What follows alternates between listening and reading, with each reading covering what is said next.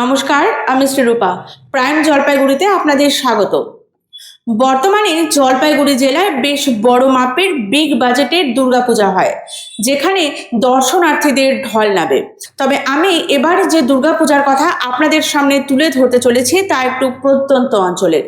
জলপাইগুড়ি শহর সংলগ্ন পাহাড়পুর গ্রাম পঞ্চায়েতের অধীন ডেঙ্গুবাজার টিজি দুর্গোৎসব এবং মেলা কমিটির দুর্গাপূজা। এখানে জাতি ধর্ম নির্বিশেষে সকলেই অংশগ্রহণ করেন। হিন্দু, খ্রিস্টান, মুসলিম, বৌদ্ধ সকলেই এখানে সাবলীলভাবে অংশগ্রহণ করেন এবং দুর্গাপূজাকে সাফল্যমণ্ডিত করে তোলেন।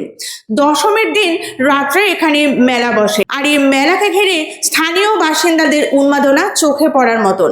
স্থানীয় বাসিন্দাদের দাবি, এখানকার এই মেলায় প্রকৃতপক্ষে জলপাইগুড়ির মিলন মেলা।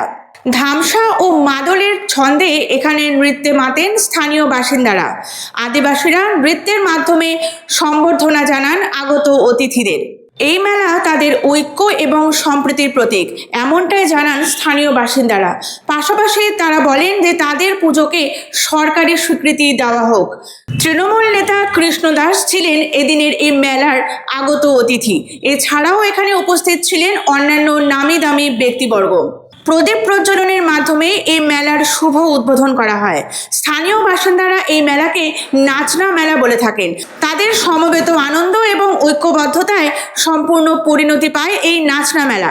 গতকাল ছিল প্রবল বৃষ্টি উত্তরবঙ্গ সহ জলপাইগুড়িতে, তবে বৃষ্টি কিন্তু বাধা হয়ে দাঁড়াতে পারেনি তাদের এই মিলন মেলায়, এমনটাই দাবি করছেন এখানকার স্থানীয় বাসিন্দারা।